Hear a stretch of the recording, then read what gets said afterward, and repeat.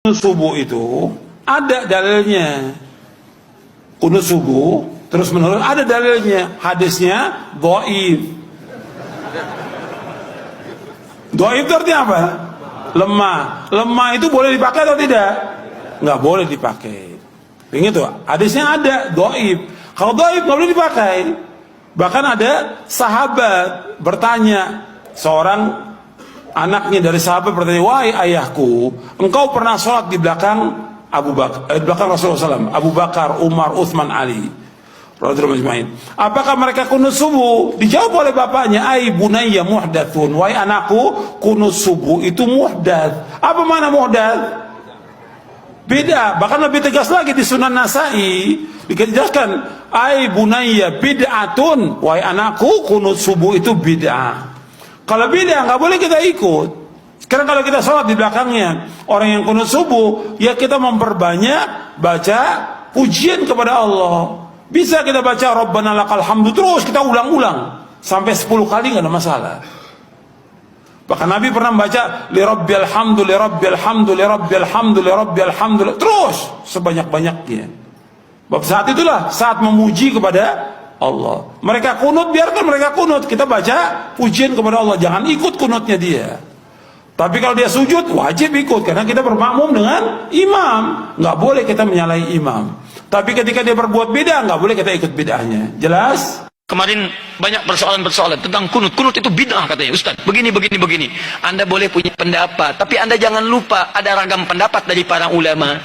Maaf ibu bapak sekalian, keterangan hadis kunut itu bid'ah terdapat di hadis ada An-Nasai, ada juga di Al-Bukhari. Turunkan semua hadisnya. Anda tahukah Anda periwayat hadisnya itu juga kunut? Imam An-Nasai mazhabnya Syafi'i, beliau kunut. Imam Al-Bukhari mazhabnya Syafi'i, beliau kunut. Saking objektifnya beliau riwayatkan tentang sahabat yang tidak kunut. Kenapa beliau tidak kunut? Karena dalam hidupnya tidak pernah melihat Nabi kunut. Sahabat ini, tapi kan yang lain banyak sahabat juga. Di ketika Nabi berjalan, tidak semua sahabat ikut. Nabi ke Badar, sebagian sahabat ikut. Nabi ke Uhud, sebagian sahabat ikut. Tidak setiap tempat sahabat ikut semua. Saya mau ke Uhud ya, semua Madinah ikut ke Uhud. Madinah kosong. Saya ke Badar ya, saya ke Taif ya, apa semua ikut? Tidak, semua menyebar. Makanya ketika Nabi perjalanan, sebagian sahabat ikut. Nah, ada seseorang ketika berada di belakang Nabi, setiap dia sholat di belakang Nabi, dalam keadaan subuh, Nabi tidak kunut. Sedangkan sifat sahabat itu mengamalkan apa yang dilihat. Jadi yang dia lihat itu yang diamalkan. Misal, Wa'il bin Hujur, sholat di belakang Nabi, Nabi turun pakai lutut. Abu Hurairah sholat di belakang Nabi, Nabi turun sujud pakai telapak tangan. Walaupun keduanya tahu riwayat itu, tapi mohon maaf, mereka mengamalkan apa yang dilihat. Wa'il pakai lutut, Abu Hurairah pakai telapak tangan. Dua-duanya benar, yang salah yang pakai kepala duluan. Belum apa-apa sudah ramai kepalanya, ini bid'ah, ini salah, ini. Itu, muka Anda dari ujung kepala sampai ujung kaki bid'ah tuh. Kenapa? Karena Anda tidak belajar hadis dengan ilmunya. Ini yang tidak kunut di belakang Nabi karena dia sholat di belakang Nabi, Nabi nggak kunut. Tapi ada sebagian sahabat sholat di belakang Nabi, Nabi pernah kunut. Ada Abdullah bin Umar, Nabi mengajarkan kunut pada Al-Hasan cucunya. Dari situ disimpulkan oleh ulama. Apa kesimpulannya? Yang mau kunut silahkan. Maka Imam Malik kunut. Kunutnya sebelum ruku disirkan. Imam Malik itu Masya Allah, anak sahabat besar. Anas bin Malik, lahir anaknya Malik bin Anas, 93 Hijrah, lahirnya di Madinah, tumbuh di Madinah, besar di Madinah, jadi mufti di Madinah, wafat di Madinah, dikenal dengan Imam Madinah, Darul Hijrah, Imam Madinah kunutnya sir. Imam Syafi'i muridnya Imam Malik, lahir tahun 150 Hijrah, kunut. Beda dengan gurunya, Syafi'i dijaharkan, kunutnya ba'da ruku, bangun setelah i'tidal dijaharkan. Bacaannya sama dari Nabi, Allahumma hdini fiman hadid. Kalau jadi imam, Allahumma hdina fiman hadid. Imam Abu Hanifah wafat tahun 150 Hijrah, memilih yang tidak kunut, ngambil hadis sahabat yang tadi. Karena kata beliau asalnya tidak kunut. Ada kejadian di Bir Maunah, Nabi kunut, setelah itu tidak kunut lagi. Maka disimpulkan kunut itu menurut saya tidak ada. Karena sementara saja, setelah itu tidak ada. Maka kembali ke asal, tidak ada kunut. Abu Hanifah tidak kunut, diamalkan itu dari yang tadi. Imam Ahmad datang kemudian, lahir tahun 163 Hijrah. Imam Ahmad muridnya Imam Syafi'i, Syafi'i muridnya Imam Malik. Imam Malik masa yang sama dengan Imam Abu Hanifah, wafatnya duluan Abu Hanifah. Apa yang terjadi dengan Imam Ahmad? Kata Imam Ahmad, saya ambil yang pertengahan, tengah-tengah saja. Ini kunut jahar, ini tidak kunut. Saya ambil tengah-tengah. Apa tengah-tengahnya? Nabi kunut saat ada peristiwa besar membutuhkan doa.